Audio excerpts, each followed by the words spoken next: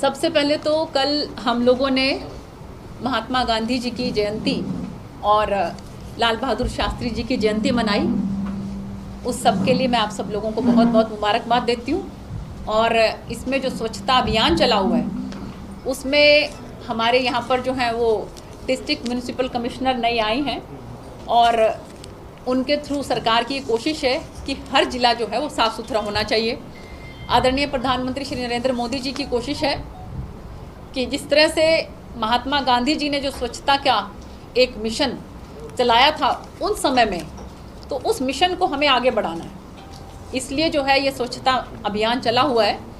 और इसके साथ साथ आज मैं आप लोगों को एक और बहुत बड़ी मुबारकबाद देना चाहती हूँ अटल टनल के लिए, जो आज जिसका उद्घाटन हमारे आदरणीय प्रधानमंत्री जी ने अभी कुछ घंटा भर पहले किया है। तो वो सब के लिए मैं कहूँगी कि पूरे भारतवासियों के लिए एक बहुत बड़ी सौगात है।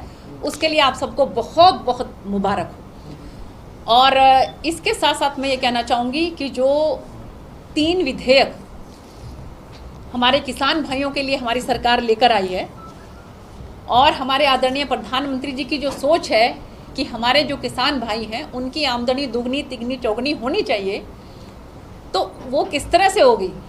जो एक सिस्टम स्टीरियोटाइप चल रहा है सालों साल से, हमने ये देख लिया कि उससे हमारे किसान भाइयों की आमदनी जो है वो बढ़ने का नाम नहीं ले रही है, उतनी नहीं बढ़ पा रही है जितना बढ़नी चाहिए। तो इसलिए हमें कुछ ना कुछ अलग हटके करना पड़ेगा कि हम कुछ ना कुछ ऐसा करें कि जिससे उनकी आमदनी जो है वो बढ़े। इसी बात को ध्यान में रख के आदरणीय प्रधानमंत्री जी ने और हमारे कृषि मंत्री जी ने जो है ये 3 विधेयक जो है पार्लियामेंट में लेकर आए, जो कि लोकसभा में भी और उसके बाद राज्यसभा में भी पास हुए। इसके तहत मैं आप लोगों को ये कहना चाहूँगी कि हमारे जो किसान भाई हैं वो अभी तक एक स्टीरियोटाइप सिस्टम से अपनी क्रॉप लगाते थे। जैसे रबी की फसल और खरीफ की फसल मैक्सिमम चावल लगा दिए और उसके बाद गेहूँ लगा दिए, फिर चावल लगा दिए, फिर गेहूँ लगा दिए। लेकिन हमारी सरकार ये चाहती है कि किसान भाई थोड़ा सा हटके सोचें। वो बेशक से चावल भी लगाएं, गेहूं भी लगाएं, लेकिन इसके अलावा भी बहुत सी ऐसी चीज़ें हैं, चाहे हम वेजिटेबल्स की बात करें, चाहे हम हॉर्टिकल्चर में, चाहे हम फ्रूट्स की बात करें, तो क्यों ना वो हटके भी अगर कुछ लगाएंगे तो मुझे लगता है कि वो उसमें उनकी आमदनी जो है वो ज़्यादा होने के चांसेस बहुत ज़्यादा बढ़ जाते हैं। और इसके साथ साथ सरकार ने जो है वो कमोडिटी एक्ट के तहत उसमें भी जो है जो हमारी जो एसेंशियल कमोडिटीज़ हैं उसको भी बिल्कुल फ्री कर दिया है कि अगर हमारा किसान भाई चाहे तो उनको स्टोर कर सकता है और कहीं पर भी सेल कर सकता है। पहले जो है ऐसा नहीं था कि कहीं बाहर अगर सेल किया जाता था तो उसमें कहीं ना कहीं मार्केटिंग फीस कोई ना कोई टैक्स आ जाता था, तो अब वो टैक्स नहीं लगेगा। और इसलिए अगर वो चाहे तो वहाँ पर कहीं पर भी उसको बेच सकता है। और मुझे पूरी उम्मीद है, बल्कि जितने भी एक्सपर्ट जो हैं उन सबसे बातचीत की है तो सबने ये कहा है कि ये बहुत ही अच्छा जो ये तीनों विधेयक हैं बहुत ही अच्छे विधेयक हैं और इससे जो है हमारे किसान भाइयों को फ़ायदा होने वाला है। तो हमारी ये कोशिश है सभी सांसदों की कि हम लोग अपने अपने इलाके में जाकर और वहाँ पर हमारे किसान भाइयों को इसके बारे में समझाएं और उनको इस बात के लिए भी आगाह करें कि वो ये बात समझें कि कोई विपक्षी दल या कोई भी ऐसी पार्टी आपको बरगलाने की या बहकाने की कोशिश ना करे। या तो वो ये बता दें कि क्या उन्होंने अपने समय में इस बिल को लाने की कोशिश नहीं की। अगर हमारी सरकार ये बिल लेकर आई है तो उनको किस तरह का ऐतराज़ हो रहा है। आज धरातल पर अगर हम बात करें तो कांग्रेस पार्टी बिल्कुल ज़मीनी स्तर पर जो है वो ख़त्म हो चुकी है। ऐसे उसमें वो सोच रहे हैं कि अपनी राजनीति को चमकाने के लिए क्यों ना इस किसान के मुद्दे पर जो है वो राजनीतिक रोटियां सेकी जाएं। और इसीलिए जो है वो जिस तरह से हमारे किसान भाइयों को बरगलाने की कोशिश कर रहे हैं, हमें पूरी उम्मीद है हम इसलिए निकले हैं कि अपने किसान भाइयों को हम समझा सकें और बता सकें। पहले उन्होंने राग अलापा एमएसपी का, लेकिन एमएसपी आप ये देखिए कि सिर्फ खरीफ ही नहीं बल्कि रबी की भी जो है वो आदरणीय प्रधानमंत्री जी ने पहले से ही घोषित कर दी। तो अब उनको दिक्कत आ गई कि एमएसपी भी घोषित होगी कि तुम्हारी एमएसपी चली जाएगी, एमएसपी चली जाएगी। एमएसपी के लिए सरकार ने बिल्कुल कहा कि हमारे किसान भाई का एक एक दाना जो है वो खरीद होगी। तो इसलिए हम सभी किसान भाइयों को और अपने सभी हमारे संगठन के कार्यकर्ता बंधु जो हैं उनको हम ये बताने आए हैं कि वो ज़मीनी स्तर पर उनको क्या फ़ायदे होने वाले हैं, इस बात को ध्यान में रखते हुए इस बिल का स्वागत करें और बल्कि आदरणीय प्रधानमंत्री जी को धन्यवाद करें और उनको चिट्ठी लिखें, उनको पोस्ट कार्ड लिखें धन्यवाद करते हुए। तो मैं यही कहना चाहूँगी आप सब लोगों के माध्यम से कि हमारी सरकार की कोशिश ये है कि हमारा जो एक किसान है, जो एक परंपरागत तरीके से जो खेती करता था, वो थोड़ा अगर हट के खेती करेगा तो उसको लाभ ज़्यादा होगा। अपने अगर हम सिरसा लोकसभा की ही बात करें तो सिरसा में आप लोग खुद ये देखो कितने हमारे किसान भाई ऐसे हैं जिन्होंने कीनू की खेती स्टार्ट करी है और जब से उन्होंने कीनू की खेती स्टार्ट करी है उनको लाखों रुपया जो है उसके अंदर फ़ायदा हो रहा है। तो मैं आप लोगों के माध्यम से हमारे किसान भाइयों से यही आग्रह करना चाहूँगी कि वो परंपरागत खेती से थोड़ा हटकर भी अगर कोशिश करें, जिसके पास 10 एकड़ ज़मीन है, 20 एकड़ ज़मीन है, तो क्यों ना वो 2, 3, 4 एकड़ का जुआ खेल के देख लें, वहाँ पर कुछ और उगाएं और बाकी जो ज़मीन है उस पर वही अपना धान भी लगाएं और उस पर गेहूँ भी लगाएं। लेकिन अगर थोड़ा हट के सोचेंगे तो मुझे लगता है कि उनको ज़रूर इसका फ़ायदा होने वाला है। मैम, जो अमेंडमेंट बिल फर्स्ट, सेकंड और थर्ड है, आपने कहा किसान की अपनी फसल बेच सकता है, बेच पाएगा वो। पहले में क्या है, सेकंड में क्या है, थर्ड में क्या है, इसको आज तक आपकी पार्टी एक्सप्लेन नहीं कर पाई। देखिए प्रॉपर नहीं तो मीडिया के मैक्सिमम लोगों को पता है, नहीं विपक्ष को पता, नहीं फार्मर को पता है, इसको प्रॉपर एक्सप्लेन नहीं कर पाए। पहले में क्या है, सेकंड में क्या है, थर्ड में क्या है। देखिए 3 में से जो 2 बिल हैं वो कृषि के बिल हैं और एक जो है वो असेंशियल कमोडिटी का बिल है। जो असेंशियल कमोडिटी का बिल है उसके अंदर ये है कि पहले ये होता था कि आपको स्टोरेज करने के लिए दिक्कत आती थी, स्टोरेज नहीं करने दिया जाता था। लेकिन अब जो असेंशियल कमोडिटीज़ हैं उनको आप स्टोरेज भी कर सकते हो।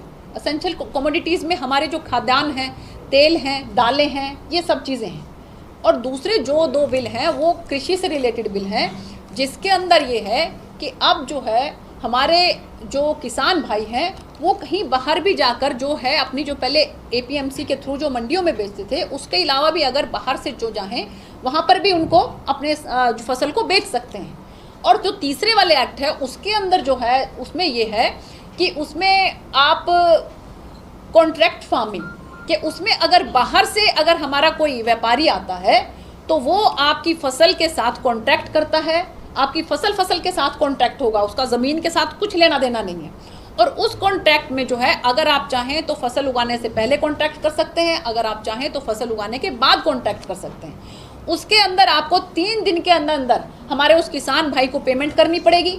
अगर कहीं कोई किसी तरह का डिस्प्यूट होता है तो उसके अंदर जो हमारा किसान भाई है उसको हर तरह की छूट है। लेकिन व्यापारी अगर कहीं पर उस कॉन्ट्रैक्ट के साथ गड़बड़ करता है तो व्यापारी के जो है उसको पेनल्टी भी लगेगी और उसको कई गुना ज़्यादा पैसा देना पड़ेगा। और इसके साथ साथ अगर कोई डिस्प्यूट होता है तो SDM ऑफिस में इनका डिस्प्यूट जाएगा। अगर हमारा जो किसान भाई है वो कहीं पर अगर ये पीछे हटता है कॉन्ट्रैक्ट से तो उसको केवल उतना ही देना पड़ेगा जैसे अगर उसने खाद के लिए पैसा ले लिया व्यापारी से, अगर उसने बीज के लिए पैसा ले लिया व्यापारी से, तो जो पैसा उसने उसके लिए लिया है सिर्फ उतनी ही पेमेंट उसको करनी पड़ेगी, कोई पेनल्टी नहीं लगेगी और कोई किसी तरह की उसको दिक्कत नहीं है। ये तीनों बिल हैं। लेकिन किसान तो रिटर्न में मांग रहे हैं मैम, MSP जो कानून है वो लिखित में होना चाहिए। देखिए जी क्योंकि किसान कह रहे हैं कि अगर SDM के पास कोई केस जाता है डिस्प्यूट का तो वहाँ पे कानून काम आएगा, ना कि मोदी जी का ट्वीट। ये साफ साफ कह रहे हैं। देखो मैं आपको बताती हूँ कि वो हम बात कर रहे हैं, अगर हम बात कर रहे हैं व्यापारी के साथ उनकी जो आप बात कर रहे हो SDM वाली, तो ये आप तीसरे बिल की बात कर रहे हो कॉन्ट्रैक्ट फार्मिंग वाली। अगर आप कॉन्ट्रैक्ट फार्मिंग करते हो तो उसके अंदर जो है साफ साफ ये बात है कि आप कॉन्ट्रैक्ट फार्मिंग तो आप पहले भी तो हम जो हमारे जैसे सीरी वगैरह लगाते हैं तो उसमें आप ये बताइए ना उसमें कहाँ पर किस तरह का, बल्कि इसमें तो आप ये देखिए कि कुछ ना कुछ एक रजिस्टर्ड डॉक्यूमेंट होगा, उसके अंदर जो व्यापारी है उसका पैन नंबर होना ज़रूरी है, उसको बहुत सारी टर्म्स एंड कंडीशंस हैं उसके लिए। जो हम पहले यहाँ पे सीरी लगाते थे उसमें कहीं पर ये होता था कि भाई आपका ये होना चाहिए वो होना चाहिए। आप ये देखिए बल्कि ये तो एक स्टेप और आगे बढ़ के कि हम जो है अब सब कुछ जो है कायदे कानून से और बिल्कुल पेपर के हिसाब से, डॉक्यूमेंट के हिसाब से काम कर रहे हैं। तो उसमें जो बात है तो यही है कि आप उसके साथ कॉन्टैक्ट करोगे और कॉन्टैक्ट में आपको बता रही हूँ मैं कि अगर कहीं दिक्कत आती है तो उसमें नुकसान ज़्यादा जो है वो व्यापारी का है। और SDM कोर्ट में है, SDM कोर्ट के अंदर क्या दिक्कत है, ऑफिसर है वो, अगर फिर भी कहीं कोई दिक्कत है तो और उससे सीनियर ऑफिसर्स हैं, तो मुझे नहीं लगता कि इसमें कहीं कोई दिक्कत आएगी। और जो बात आप कह रहे हो कि अगर आपकी जो स्टीरियोटाइप जो फसल है वो आप अभी भी मंडियों में बेचो, एपीएमसी के थ्रू आप उसमें एमएसपी के ऊपर, उसमें कहाँ दिक्कत है? दिक्कत सिर्फ वहाँ पर है, दिक्कत भी नहीं है, बल्कि ये उसकी एक, मैं तो कह रही हूँ कि एक चॉइस है, एक खुली छूट है कि अगर आप कुछ और उगा रहे हो तो उसको आप, अगर जैसे आप, मैं आपको फॉर एग्जांपल बताती हूँ कि अगर आपने कीनू उगा रखे हैं और कीनू से अगर कोई व्यापारी जो है वो व्यापार करना चाहता है और उस कीनू को वो जूस के रूप में बॉटल्स में भर के वो बेचना चाहता है, तो उसमें वैल्यू एडिशन होगी। तो वैल्यू एडिशन होगी तो वो क्या करेगा, वो व्यापारी हमारे किसान भाई के पास आएगा और उसकी फसल का पहले से ही कॉन्ट्रैक्ट कर लेगा कि भैया तेरे इतने कीनू जो है वो मैं लूँगा। तो आप ये देखिए कि उसको कितना फ़ायदा है। अगर वो अपनी गेहूँ और जो उसका चावल है वो तो जैसे अभी बेच रहा है वैसे ही आगे भी बेचता रहेगा, उसमें कहीं कोई दिक्कत नहीं है। ये तो आप ये सोचिए कि जो उसके पास ऑलरेडी है उससे एडिशनल सरकार की तरफ से सुविधा जो है हमारे किसान भाइयों को मुहैया करवाई जा रही है। एक तरफ तो आप ये कह रहे हो कि किसान अपनी फसल जहां मर्जी बेचे, ओपन मार्केट हो गया। दूसरी तरफ सरकार ने मेरी फसल मेरा ब्यौरा एक योजना लागू की हुई है, उसके अंदर प्रति एकड़ डिपार्टमेंट दे रहा है कि कितना आपके गेहूं है, कितना आपके बाजरा है, कितना आपके नरमा है, कितना आपके कपास है, ताकि प्रोडक्शन कितनी है गवर्नमेंट को ऑलरेडी पता रहे। लास्ट दफा जब फार्मर से फसल खरीदी गई तो अब उसके 40 मन अगर अनाज था तो गवर्नमेंट ने 20 मन खरीदा, बोला तो बाद में लेके आएगा। तो इस पोजीशन में कंट्राडिक्टरी नहीं हो जाएगा इसमें? बल्कि मैं आपको एक बताना चाहती हूँ, ये बात आपने बड़ी अच्छा सवाल किया आपने, कि इसके अंदर अभी तक क्या होता था कि जो प्रोडक्शन होती थी कई बार परचेज उससे ज़्यादा हो जाती थी। अभी पिछले दिनों जो सुना होगा आपने, क्या दिक्कत थी वो, तो ये उस दिक्कत को ख़त्म करने के लिए पोर्टल में अपना जो है मेरी धरती मेरा ज़मीन मेरा ब्यौरा जो है, उससे आपका ब्यौरा हो जाएगा, पता लग जाएगा कि आपके पास इतनी प्रोडक्शन है, आपकी जितनी प्रोडक्शन है सरकार खरीद करेगी, उसमें कहीं कोई दिक्कत नहीं है। बल्कि ये तो एक तरह से जो काला बाजारी करने वाले लोग थे, जो नंबर 2 का गड़बड़ घोटाला करने वाले लोग थे, वो सब एक तरह से इसके अंदर नेस्तनाबूद हो जाएंगे। और एक और मैं आपको बता दूं कि आज जो ये इस तरह का एजिटेशन कर रहे हैं ना, ये वही लोग कर रहे हैं जो वो उस तरह के काला बाजारी वाले लोग हैं, जो उस तरह के बिचौलिए लोग हैं, जहाँ उनको दिक्कत आ रही है कि सब कुछ ट्रांसपेरेंट हो जाएगा, सब कुछ साफ सुथरा हो जाएगा, क्लियर हो जाएगा, तो तुम्हारी दुकानदारी कहाँ से चलेगी। ये दिक्कत ही वो लोग कर रहे हैं। किसान को कोई दिक्कत नहीं है, किसान बहुत खुश है। बार बार विरोध हो रहा है, काले झंडे भी दिखाए जा रहे हैं। मैं आपको बता रही हूँ, सिर्फ और सिर्फ कांग्रेसी जो हैं वो ज़मीनी स्तर पर ख़त्म हो चुके हैं और इसलिए वो बौखलाए हुए हैं। तो उसको ये हथियार के तौर पर जो इस्तेमाल करने की कोशिश कर रहे हैं। लेकिन हमारा किसान भाई जो है वो इस बात को समझता है और समझ जाएगा। आप ये देखिए, वो व्यस्त है अपनी फसल को बेचने में। अभी जो समय है, जो जीरी का जो समय चला हुआ है, जो खरीद का चला हुआ है, तो वो अपने उसको फसल को बेचने में व्यस्त है। लेकिन जो कांग्रेस पार्टी वाले हैं वो अपने इधर उधर लेकर अपने राजनीतिक रोटियां सेक रहे हैं, उससे कुछ फ़र्क नहीं पड़ता। हम लोग भी बिल्कुल जो है डटे हुए हैं यहाँ पर, और हमारे किसान भाइयों को समझाएंगे, अच्छी तरह से बताएंगे कि आप जो है इस बात को समझो कि ये बिल सिर्फ और सिर्फ आपके फ़ायदे के लिए है। प्रधानमंत्री जी ने कब ये बात कही थी कि हमारे किसानों की सोच मैं करूँगा और उनकी आमदनी को दुगना तिगुना करके रहूँगा। और आप खुद अपने आप बिल्कुल सविवेक से सोचिए कि जो कहाँ तो हम जो गेहूं का एमएसपी है या कि हम चावल को जो है इनको, और अगर हम सब्जी जो हमारी कैश क्रॉप भी हम जिसको बोलते हैं, कितनी जल्दी तो आप ये देखिए कि कितनी जल्दी तो उसकी प्रोडक्शन होती है, और अगर आप उसको और उसका रेट भी जो है किसान को अच्छा मिलने वाला है। और मैं तो ये कहती हूँ कि आप सारी की सारी धरती के ऊपर आपको कौन कह रहा है कि आप सिर्फ सब्जी लगाइए, आप सिर्फ किन्नू लगाइए। आप कुछ पे जो है वो गेहूं लगाइए, कुछ पे चावल लगाइए और कुछ पे सब्जी लगाइए, कुछ पे आप हॉर्टिकल्चर के हिसाब से फ्रूट्स लगाइए। सीडलेस फ्रूट्स आ रहे हैं, जो नई टेक्नोलॉजी है उसका इस्तेमाल करते हुए जो है अगर आप आगे बढ़ेंगे तो मुझे लगता है कि किसान भाई बहुत जल्दी जो हैं वो तरक्की की तरफ बढ़ेंगे। मैम, बिल के विरोध में हरसिमरत कौर बादल केंद्र में मंत्री थे और इस्तीफा दे दिया है, अब विरोध में खड़े हैं, वो भी आपके सहयोगी थे, तो वो क्यों विरोध फिर करते? देखिए, ऐसा है कि मैं तो यही कहूँगी कि वो जो प्रदेश की राजनीति है, उस प्रदेश की राजनीति के षड्यंत्र के शिकार हो गए हैं। अंदर से उनको भी पता है कि बिल बहुत बढ़िया है, लेकिन जो स्टेप उन्होंने ले लिया तो अपने विवेक से लिया। मुझे लग रहा है कि वो उस बात के लिए उनको पछताना पड़ेगा। एमएसपी की आपने बात की, एलनाबाद में कॉटन है उसको समर्थन उन्हें नहीं मिल पा रहा है, कालामाली में भी ये दिक्कत है और बासमती में भी ये दिक्कत आ रही है। तो क्या उन लोगों के खिलाफ भी कार्रवाई की जाएगी या किसानों को आप किस तरह से राहत देंगे जिनको अब तक एमएसपी पे नरमा उनका नहीं बेचा जा रहा है, बासमती नहीं बिक रहा है? देखिए, ऐसा है कि पहले तो देखिए, ये तो आप मानते हो कि हमारी सरकार ने ही आके जो है वो इतनी फसलों के ऊपर एमएसपी किया।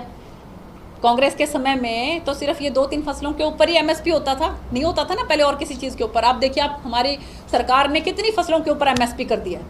तो इसलिए आप ये निश्चिंत रहें कि हमारी सरकार ने जब MSP भी किया है, आप मुआवजे की भी अगर बात करें तो मुझे लगता है कि इस एरिया में खासकर करोड़ों रुपए का मुआवजा जो मिला है, 2.5 रुपए के चेक मिले हुए हैं कांग्रेस पार्टी की सरकार में। तो ऐसे उसमें किसान भाई मानता है, 2-2 हज़ार रुपए के चेक गए हैं उनके जो प्रधानमंत्री निधि योजना है उसके अंदर, और 3 किस्तों में 6-6 हज़ार रुपये उनके खातों में गए हैं और मानते हैं। और कांग्रेस पार्टी वाले क्या कहते थे कि जी 100 रुपया ऊपर से चलता है, नीचे तक आते आते 15 हो जाता है। अब अगर 100 रुपया चलेगा तो 100 ही पहुंचेगा, 2000 चलेगा तो 2000 ही पहुंचेगा। तो ये सारी चीज़ें अच्छी हैं कि नहीं है, हाँ या ना कह दो बस आप लोग। किसान ये भी कहते हैं कि पहले की सरकारों की बजाय अब प्रीमियम भी तो बढ़ा है ना, प्रीमियम भी घटा है, वो बीमा कंपनी को देना है, उसमें सरकार का क्या रोल है? नहीं, देखिए ऐसा है कि अगर पहले कांग्रेस की आप बात करते हैं तो कांग्रेस के समय में प्रीमियम तो नहीं कटता था, प्रधानमंत्री फसल बीमा योजना तो अभी लागू हुई है। नहीं, एक बात बताइए, आप प्रीमियम ना काट के आप 2 रुपए 2.5 रुपए में खुश हैं? मतलब हम भी वही करना शुरू कर दें, भी प्रीमियम नहीं काटेंगे, लेकिन अगर आपका नुकसान हो गया तो 2 रुपए का चेक दे देंगे, 2.5 रुपए का चेक दे देंगे। आप खुश हैं उससे? नहीं, अभी भी तो एक गांव को एक यूनिट मान रखा है, अभी एक किसान को तो लाभ नहीं मिलता। आप देखिए, अब तो मिनिमम किया हुआ है कि इससे कम जो है, इससे कम का मुआवजा तो, इससे कम का चेक तो कटेगा ही नहीं, इतना हमारी सरकार ने फिक्स किया है। तो इसलिए मैं कह रही हूँ कि आप किसान भाइयों से पूछिए, आप मेरे पास जो दुखी हैं, परेशान हैं, जो किसान जिनको दिक्कत है, उनको लेके आइए मेरे पास, यदि हमें ये दिक्कत है। इसमें क्या करना चाहेंगे आप? हाथरस पे मैं ये कहना चाहूँगी कि मैंने कल भी मेरा आज तक पे जो डिबेट था इसके ऊपर, और मैंने आदरणीय जो मुख्यमंत्री हैं योगी जी, उनको मैंने उसी समय में भी ये बात कही थी कि जो निकम्मे नाकारा अधिकारी हैं उनके खिलाफ जो है कार्रवाई होनी चाहिए, और उन दरिंदों को फांसी की सज़ा होनी चाहिए, हर हाल में होनी चाहिए। और योगी जी ने भी ये बात कही है कि सबक मिलेगा, ये इन दोषियों को वो सज़ा मिलेगी कि आगे कोई जो है करने से पहले 100 बार सोचेगा और रूह कांप जाएगी। तो मुझे पूरी उम्मीद है कि योगी जो है इसमें न्याय करेंगे।